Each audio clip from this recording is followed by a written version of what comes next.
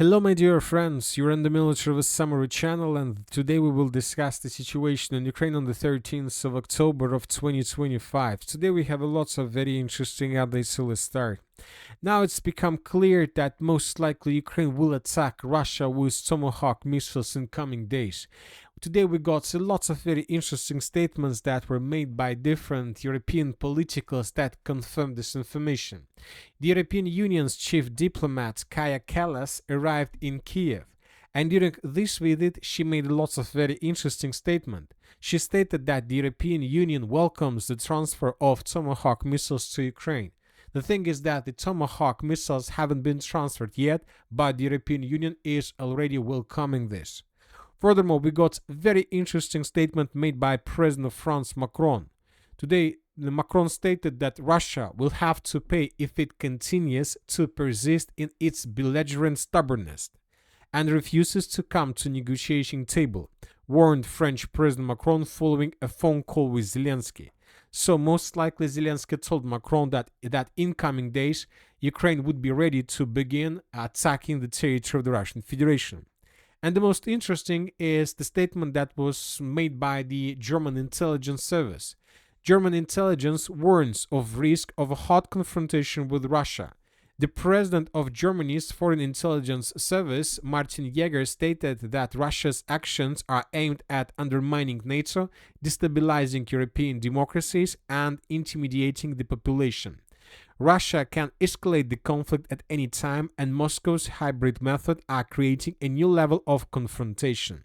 So most likely the German intelligence is trying to warn us that if Ukraine attack Russia with Tomahawk missiles, then most likely we're going to see another round of escalation. But this time not between just Russia and Ukraine. This time between Russia and its allies and the Western countries, the European Union and the NATO countries themselves. So the situation is very difficult, and the reason of this is that the Western countries are trying to force to stop Russia to attack and to destroy Ukraine energy facilities.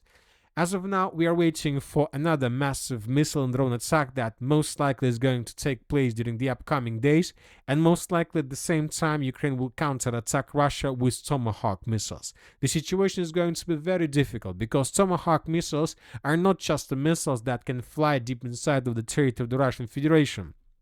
Tomahawk missile is the missile that can bring nuclear nuclear warhead. And the Russians, for example, today stated that it is very difficult to understand when Tomahawk missile is flying, whether it's a regular Tomahawk missile or Tomahawk missile with nuclear arm. So this is the main point from the Russian Federation. So of course, let's wait and see what is going to be next, but one thing is clear that in coming days everything will be resolved and we will understand what is going to happen next.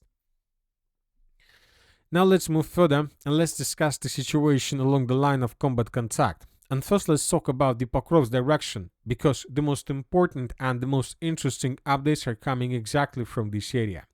The Russians continue their offensive operation at least from 3 directions, and from these 3 directions we got changes on the ground during the previous 24 hours. First let's talk about the western flank.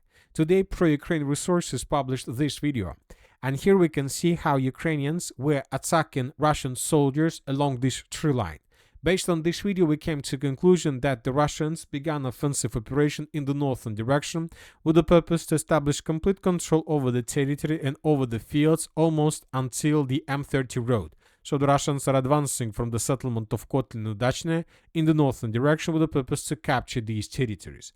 Furthermore, during the previous 24 hours, the Russians with FPV drones were attacking these territories. They were attacking positions of the armored forces of Ukraine in this direction with the purpose to clear them and to allow the Russian troopers to secure them and to capture them.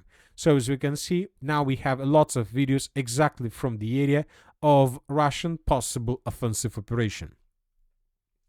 Now let's move further and let's talk about the northeastern flank. Today pro-Ukraine resources published this video. We have already discussed this video, and here we can see how Ukrainians were attacking Russian soldiers with FPV drones across the settlement of Rodinskaya.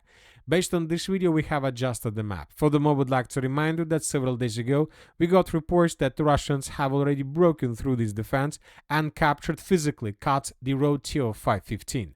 As of now, we haven't adjusted this progress because we are waiting for additional geolocations and additional proofs, but anyway, the situation is becoming very and very critical for the armed forces of Ukraine. Furthermore, today several pro-Ukraine resources stated that all statements that were made by the commander-in-chief of the armed forces of Ukraine, Syrsky, regarding the Dobropolye counter-offensive operation, every single statement is a fake. So there is no Dobropolye counter-offensive operation. There is just an attempt to stabilize the situation and not to allow the Russians to break through Ukraine defense completely. And now let's talk about the most important update from this direction that was published today by the Minister of Defense of the Russian Federation.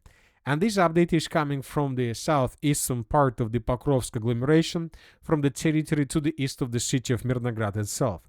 Today, the Russians reported that Russian troops have liberated the village of Borovskaya Andreevka in the Kharkiv Oblast and Moskovskaya in the Donetsk region. So this is the statement that was made by pro-Russian resources, and according to this information, the group of forces center managed to capture 2 settlements. And for example, the village of Kazatska, which is located to the east of Mirnograd, is the settlement that was captured by Russians. Furthermore, the Minister of Defense of the Russian Federation stated that Russians entered eastern areas of Dimitrov. The city of Dimitrov, the title of Dimitrov is a former title of the settlement of Mirnograd. So the Russians are saying that as a result of offensive operation, they managed to establish complete control over the settlement of Kazatska and to answer the settlement of Mirnograd. So this is a very important piece of news, and obviously if this information is correct, and if we receive geolocations and confirmations, we can make just one and simple conclusion, that the Russians began their major assault operation on the city of Mirnograd, and the main task of this offensive operation is to capture completely the southern part of the settlement. So everything to the south and along this red line, the Russians are tasked to capture in coming days and weeks. And the Russians, as the Minister of Defense of the Russian Federation reported, the Russian troops managed to dig in deeper. But as for the end of the 13th of October, we still haven't received anything that can confirm this. We're talking about videos. So we are waiting for geolocations, we're waiting for videos to be 100% sure that the Minister of Defense of the Russian Federation told us the real situation on the ground. So now let's compare the map between the dates. For example, this is the situation by the end of the 12th of October of 2025. As you can see, these territories that we colored today used to be considered as a gray zone or contested area. I would like to remind you that yesterday several pro-Russian resources confirmed Russian control over this territory, and we got video where Ukrainians were attacking Russians in the same area. So we have enough of proofs that confirm that maybe the Russians indeed managed to capture all these territories and to move even further. Anyway, in coming days, we expect and we believe that the settlement of Balagan would be captured by Russia, and the settlement of Promin would be captured by Russia as well.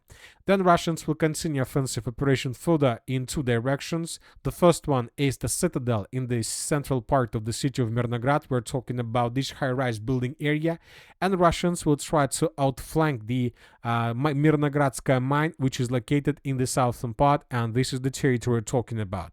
If Russians capture this area, they will get a very powerful foothold during the winter and the late autumn military campaign period of time, because without roof, without basements, it would be very difficult for Russians to continue their offensive operation in the direction of the city of Pokrovsk and the city of Mirnograd. Furthermore, if Russians are able to capture the southern part, then the Russians would be able to shorten the distance between the northern positions and the southern positions for at least 6 kilometers, and this can lead to complete collapse of Ukraine defense in the northern part of the city of Mirnograd itself. From these positions, Ukrainians would be forced to begin retreating in coming days after the Russians finish the battle for the southern part of the area. But I would like to remind you that the Russians have already established complete control over the main supply lines in this area, and currently it's almost impossible to evacuate soldiers and units from this direction, as well as to bring additional forces. Now let's talk about the Shakhovo pocket. The Russians continue their offensive operation, and during the previous 24 hours we received lots of videos of how Russians were attacking Ukrainian vehicles and units and soldiers across the entire Shakhovo pocket and the area of breakthrough. Lots of episodes were published by Special Unit Rubicon, the most powerful Russian FPV drone operators team. During the previous 24 hours, furthermore, the pro-Ukrainian resources reported that Ukrainians launched another counter-offensive operation and that Ukrainians managed to improve their position significantly along the line between the settlements of Volne, Novoshakhov, and Zapovedne. But based on this report, we decided not to adjust the map right now. We decided not to be in a hurry. We decided to wait for additional updates because today several pro-Ukrainian resources reported that this report is a fake report and is a basic lie from the Ukrainian side. Syrskyi decided to publish this information about counteroffensive, about changes on the ground, because he said that the situation is very difficult. Basically, the situation is critical, and he just decided to get at least a victory in the media. Because this is not the first episode of such type. For example, today we got another video published from the settlement by the name of Mali Sherbaki. This video was made by Ukrainian resources, and here we can see how Ukrainians counter-attacked the settlement. They entered the village, established the flag, and then, as you can see, they began running from this area. So this flag was geolocated. This is exactly the place where Ukrainians established the flag, and in the final part of the video we can see Ukrainians began running away. So this is the situation that we discussed several months or weeks ago, that sometimes both the Russians and the Ukrainians establish flag just for video without any chances to hold control over this or that territory. We are waiting when Russians will restore control over the territory and they will establish the Russian flag in this area. So we're just trying to tell you that currently the situation when the front line is crumbling from the Ukrainian side. And it's the best time to start making videos like this and to make posts and publications and articles like this to show at least a media victory if you can't get the victory on the ground. We're not saying that Ukrainians haven't launched the counter-offensive operation, another counter-offensive operation in the Shakhovo pocket. We just decided to wait for additional updates and to get better confirmations of the situation on the ground, which most likely we will get in coming days or maybe even hours. Now let's move further and let's discuss the situation in the Seversk-Kupiansk direction. Currently, there are very heavy clashes in this area, and according to information we have, during the previous 24 hours, the Russians managed to improve their position significantly. The pro-Russian resources and pro-Ukrainian resources reported that the armed forces of the Russian Federation managed to improve their position significantly in the most northern part of this area. So, according to different mappers, the village of Dronovka either under complete control of the armed forces of the Russian Federation or is in the gray zone. So, which means that the battle for the settlement is coming to its logical end. And most likely in coming days the Ukrainians would be forced to fall back further in the southern direction with the purpose to stabilize the situation along the TO513 road and to save control over the territory, not to allow the Russians to cut this supply line physically. So the battle for this small corner is coming to the end. Furthermore, the sources are saying that the Russians captured up to 50% of the settlement of Yampol. And the Russians continue their offensive operation, which means that in coming days, the Minister of Defense of the Russian Federation can confirm this information as well. Furthermore, today we got a very interesting report that Russians managed to break through Ukrainian defense to outflank the settlement of Drobyshevo and to dig in deeper on the outskirts of the settlement by the name of Yampol. So some pro-Russian resources reported that today the Russians broke through Ukrainian defense and captured something like this. As of now, we still haven't received anything that can confirm this, but if this information is correct, then from these positions we see that this is the first report that Russians answered the city of Liman, and maybe today, the 13th of October of 2025, is an official date of the beginning of clashes, of the beginning of the third battle for the city of Liman itself. Furthermore, if Russians indeed manage to outflank the settlement of Drobyshevo, most likely the Russians managed to cut physically the only road of 527 between Drobyshevo and Liman, and most likely the settlement of Drobyshevo is currently encircled by Russians without any chances for normal support and supply of this territory. So we see that the front line is collapsing in this area as well. And if the situation continues developing the same way, the battle of the city of Liman most likely will start. Normal, a big battle will start in November of 2025. Now let's move further and let's talk about the situation in the Kupiansk direction. The pro-Ukrainian resources are saying that the situation is very critical. The situation in Kupiansk remains difficult due to the complete lack of organized city defense, and this is a fact. Kupiansk was absolutely unprepared for defense. This is the statement that was made by pro-Ukrainian very reliable resource about the situation on the ground. Currently, the Ukrainians are trying to stabilize the situation at least somehow, and for these purposes, the Ukrainian command is deploying small special operation forces, teams to Kupiansk, tasked with locating and clearing buildings taken by Russian troops. So I'm not sure that these forces will be able to do this. It seems that most likely the main purpose of these special forces is not to secure or clear buildings.